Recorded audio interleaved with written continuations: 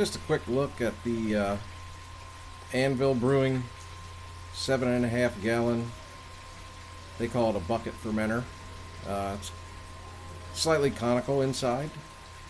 Here's a look at the outside to give you the stick-on LCD thermometer, ball valve with a hose attachment. That's the blow-off hose kit. That's optional. It's got four latches. Hold the lid down. They give you the one-piece airlock, and then this is a rubber bung stopper in here. I don't think it's going to blow out. I can't even get it out now.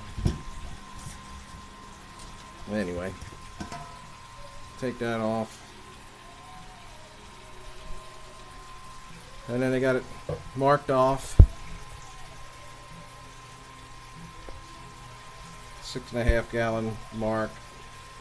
7.5 gallon total capacity.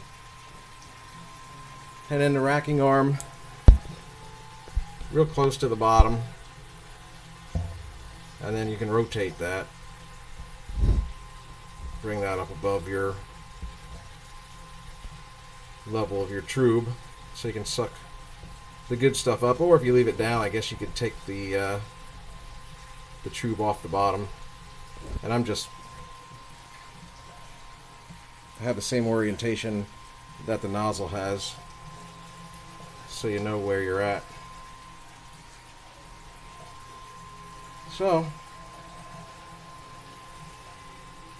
not bad. Not a bad little unit.